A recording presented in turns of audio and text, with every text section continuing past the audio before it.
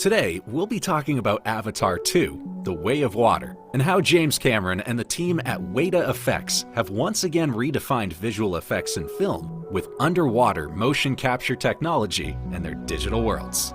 Before we do that, we'll take a quick look at how Woter evolved motion capture and how it got to where it is today. Alright, let's dive right into it.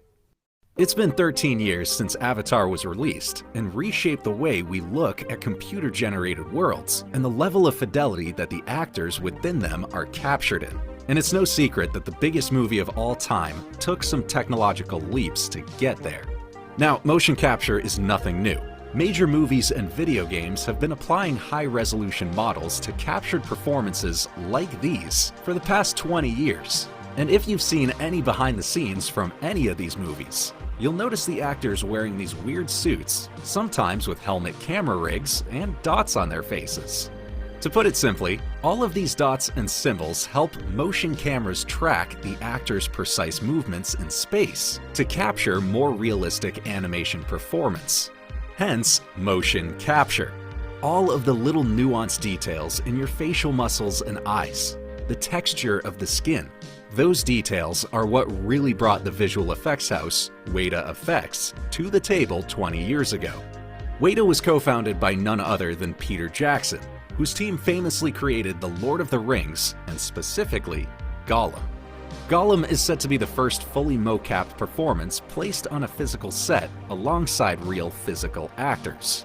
Now, there's conflicting opinions saying that Jar Jar Binks was the first in Phantom Menace, but George Lucas seemed to have scrapped the idea in testing and only used performance as reference for full animation of Jar Jar. So we spent $100,000 on that suit that we didn't need to spend. So going back to Gollum, to make him a believable, realistic character within a scene, Woter had to make some upgrades to motion capture technology to keep every aspect of Andy Serkis's performance feeling authentic. First, they stuck Andy in one of those motion capture suits and painted dots on his face as reference points for his facial expressions. Woter also created a system that applies subsurface scattering to Gollum, a groundbreaking upgrade to how computer-generated skin takes in and bounces light to represent realistic texture. The same can be said about the eyes. If you want a CGI character to look believable alongside real human actors, then light needs to interact with all parts of them in the same way. Now we can flash forward to the first Avatar, where Woter teamed up with James Cameron to revolutionize virtual production. This allows filmmakers to blend virtual models and worlds with real actors live on set.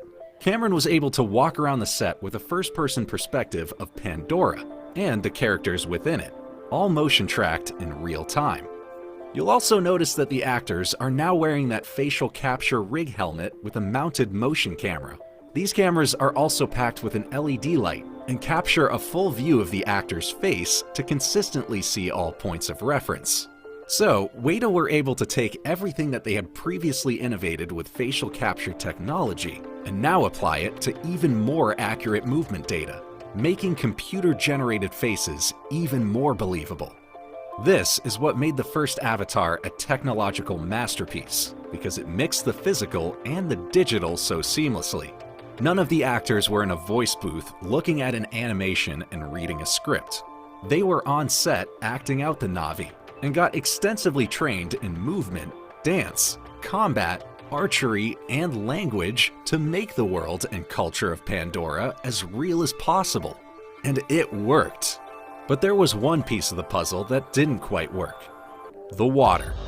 With most of the movie taking place in the Pandorian forests, there were very few moments of the movie that actually had the characters in water, so it passed fine. But looking back at those shots, you can really see the lack of physics with the interaction of the water. Jake Sully's hand flows through with little resistance, and everything moves a little too quickly.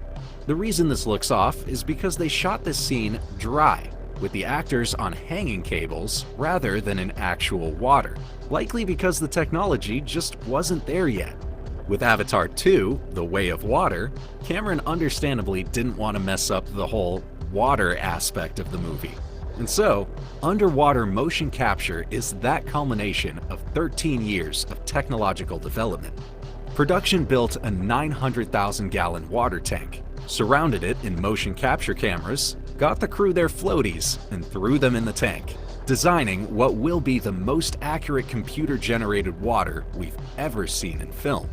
In order to do this, Cameron had to work with Sony to make upgrades to the Venice cameras used in the Fusion camera system on the first Avatar.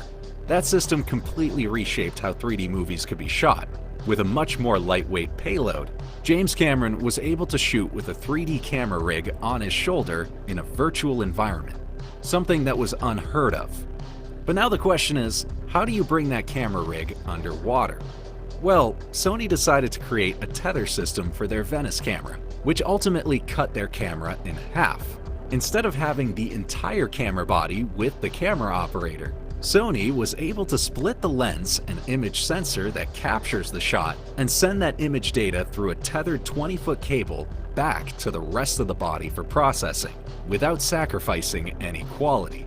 Mix this with Powell Actel's first submersible 3D camera rig, Deep X. Cameron now had the lightest and most versatile 3D camera system ever created that could also go underwater. Now, in terms of motion capture, all we have at the moment are a set of behind-the-scenes pictures from the production, with the actors sporting their motion capture suits in the giant pool. However, we can get a better idea of what kind of tech they're working with by looking at Woter's work on Alita: Battle Angel, also conveniently produced by Cameron. Alita's motion capture was incredibly impressive, and within the behind-the-scenes, we can see actress Rosa Salazar wearing an upgraded dual-camera helmet rig for the facial capture.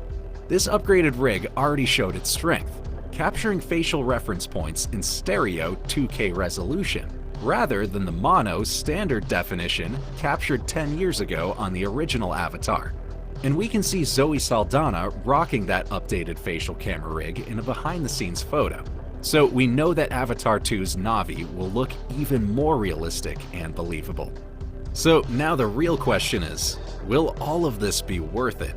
Can The Way of Water capture the same monumental response that the first movie had, which impressively still sits in its throne at number 1? James Cameron seems to already be worried about this, saying that Avatar 2 will have to hit the third or fourth highest grossing movie of all time just to break even. Something that executives are calling the worst business case in movie history. Avatar also doesn't have as much of that franchise universe aspect to it. It has a theme park and a video game that performed okay, but the first Avatar came out in 2009, the same year that Iron Man launched Marvel's Cinematic Universe, who have already pumped out 30 movies since. So the world of Pandora has quite some competition these days in terms of the universe-built movie concept. So what do you think?